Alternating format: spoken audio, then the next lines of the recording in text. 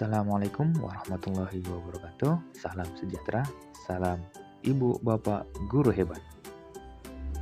Saya Abdi Widana, Guru PJOK dari SDN 112296 Pulau Dagom akan mencoba menyampaikan rangkuman pelatihan mandiri dari platform Merdeka Mengajar dengan topik Merdeka Belajar.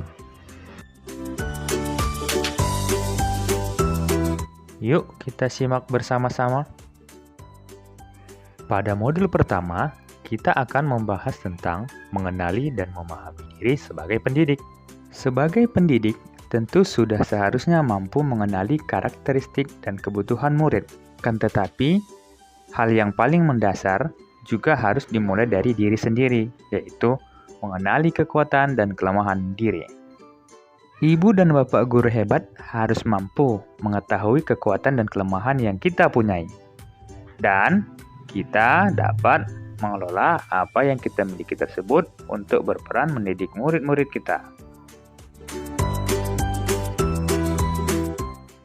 Kemudian, apa sebenarnya peran kita sebagai guru?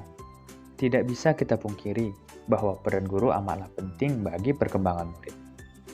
Seperti kutipan dari Ki Hajar Dewantara, memberi ilmu demi kecakapan hidup anak dalam usaha mempersiapkannya untuk segala kepentingan hidup manusia. Baik dalam hidup bermasyarakat maupun hidup berbudaya dalam arti seluas-luasnya. Ketika kita telah mengetahui peran kita sebagai guru, lalu ingin menjadi guru seperti apakah kita? Karena murid sering sekali terinspirasi dari ibu dan bapak gurunya, tentu sebagai guru, kita ingin memberikan pengaruh-pengaruh yang baik di masa depan murid. Apakah ingin menjadi guru yang memberikan energi positif kepada murid? Atau apakah ingin menjadi guru yang membuat murid-murid terus tertarik untuk belajar, serta membekalinya dengan kemampuan untuk terus belajar hingga akhir hayat? Ibu dan bapak guru, menjadi guru atau pendidik itu sangat menantang, apalagi dengan perubahan zaman yang kita hadapi saat ini. Guru perlu adaptif terhadap perubahan. Seperti disampaikan Ki Hajar Dewantara, pendidikan umumnya berarti daya upaya untuk memajukan bertumbuhnya budi pekerti, pikiran, dan tubuh anak. Memang tidak mudah, tapi patut untuk diperjuangkan.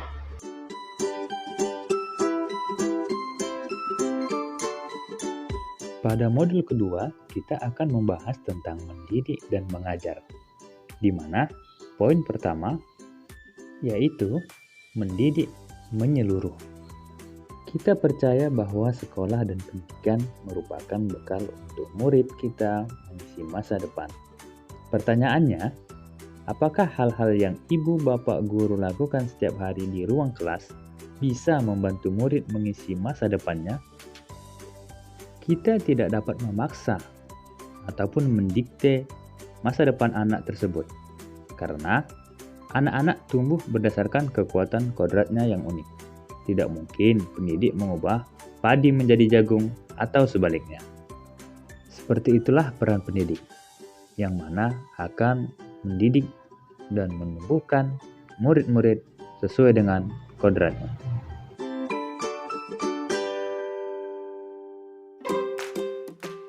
Lalu, bagaimanakah pendidikan kita selama 1 abad belakangan ini?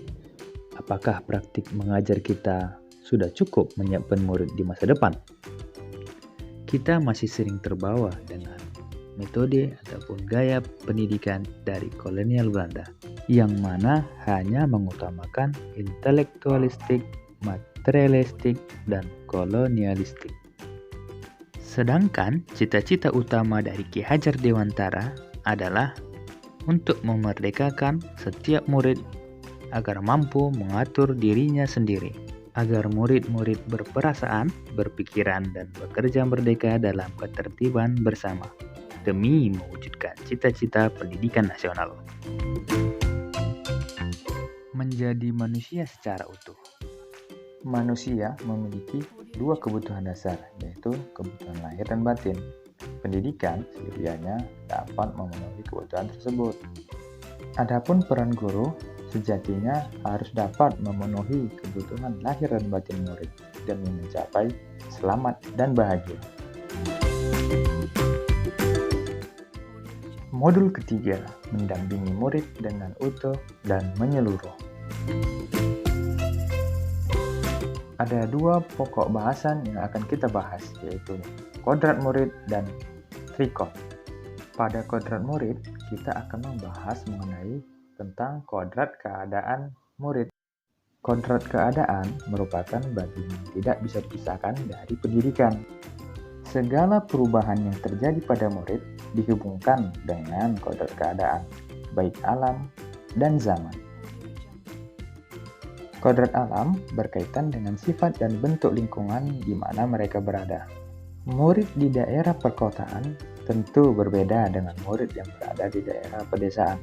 Begitu juga murid yang berada di daerah pesisir pantai tentu berbeda dengan murid yang berada di daerah perkebunan. Kodrat zaman. Perubahan zaman merupakan keniscayaan yang tidak mungkin dihindari maupun dicegah.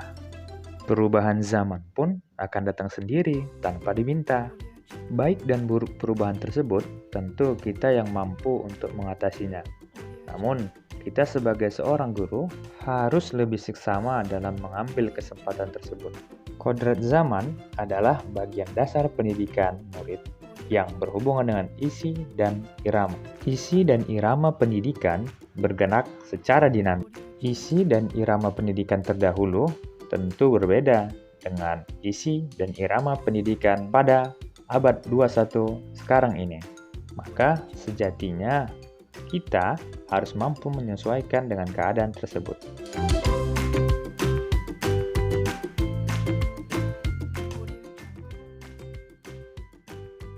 Asas trikon dianggap menjadi jawaban yang tepat menuju pembelajaran yang berpihak kepada murid.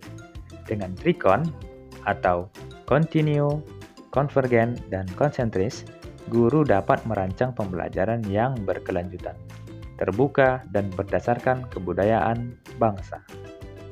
Kontinu merupakan pengembangan yang secara berkesinambungan, dilakukan terus-menerus dengan perencanaan yang baik.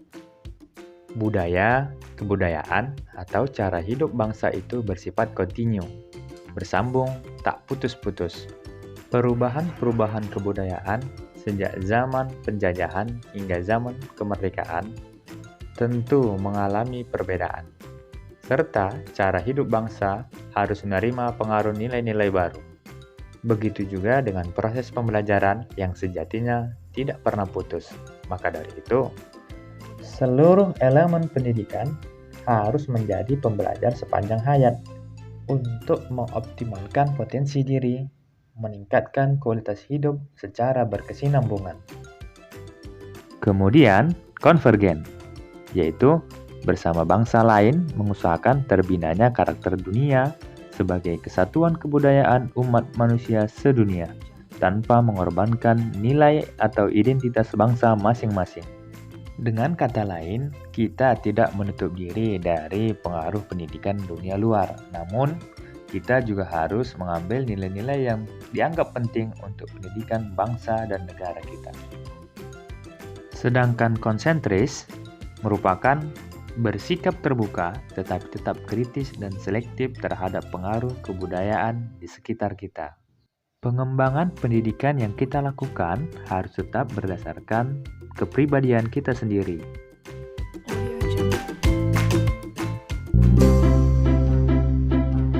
Kita masuk ke modul keempat, mendidik dan melatih kecerdasan budi pekerti. Kecerdasan berpikir murid harus dapat mengembangkan budi pekerti atau watak murid yang tidak hanya dibentuk di sekolah, tetapi dalam keluarga dan lingkungannya. Budi pekerti atau watak merupakan hasil dari bersatunya gerak pikiran, perasaan, dan kehendak atau kemauan sehingga menimbulkan suatu tenaga. Budi pekerti juga dapat dimaknai sebagai perpaduan antara cipta atau kognitif dan rasa atau efektif sehingga menghasilkan karsa, psikomotorik. Misalnya, seseorang yang memiliki budi pekerti yang jujur, maka kecil kemungkinan dia akan bersikap curang, berbohong, maupun mengambil yang bukan miliknya. Karena secara kognitif dia telah mengetahui bahwasanya perilaku tidak jujur itu salah, maka dia akan menjauhi perilaku tersebut. Atau bahkan dia akan terganggu dan merasa tidak nyaman dengan suatu perilaku yang tidak jujur.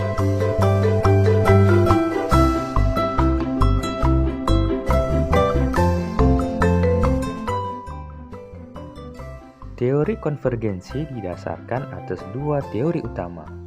Yang pertama, teori tabula rasa, di mana teori ini menganggap bahwasanya murid adalah kertas kosong yang dapat diisi oleh pendidik. Sedangkan yang kedua adalah teori negatif,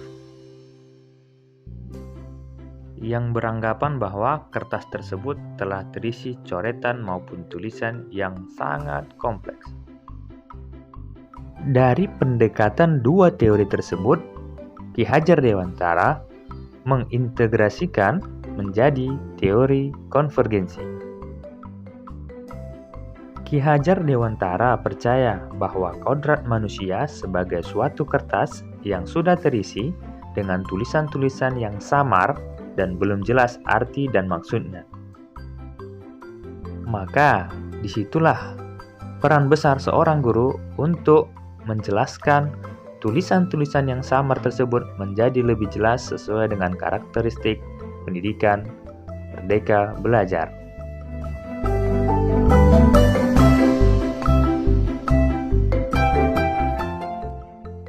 Modul terakhir, pendidikan yang mengantarkan keselamatan dan kebahagiaan.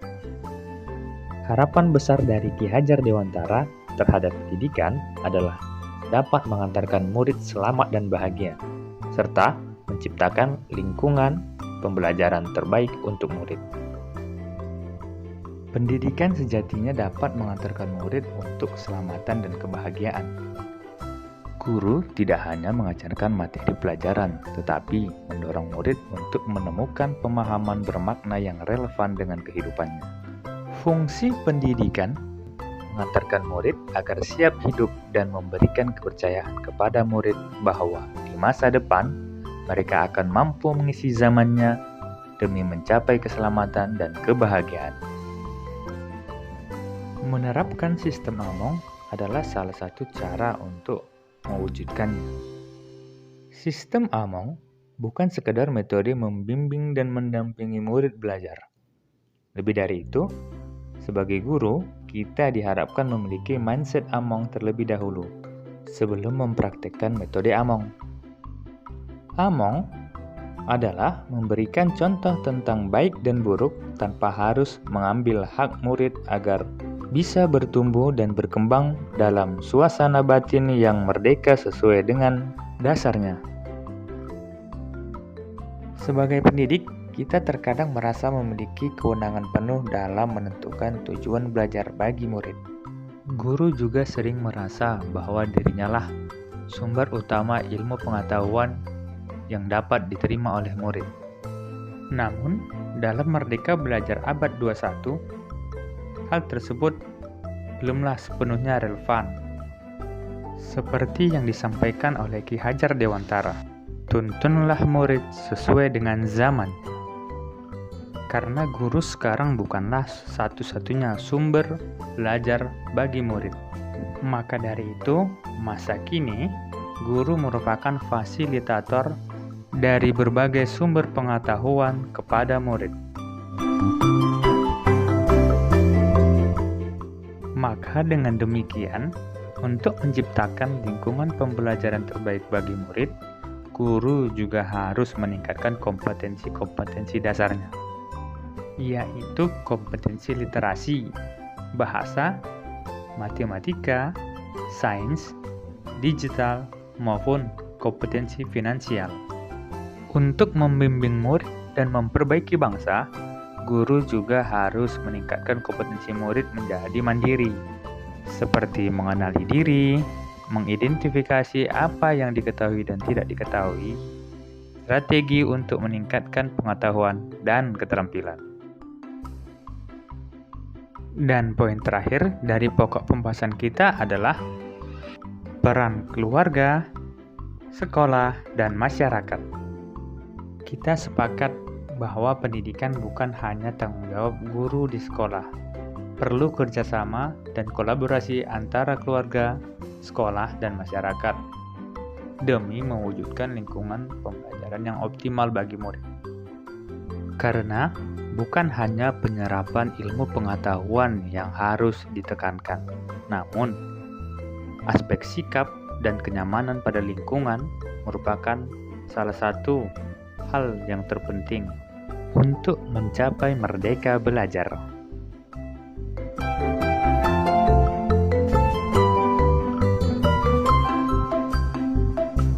Demikianlah rangkuman dari topik Merdeka Belajar yang dapat saya sampaikan. Semoga kita dapat memahami gagasan dari prinsip pendidikan berdasarkan pemikiran Ki Hajar Dewantara, mampu memfasilitasi murid agar tumbuh sesuai dengan kodratnya, agar dapat menerapkan pembelajaran yang memerdekakan murid. Saya Abdi Widana, terima kasih.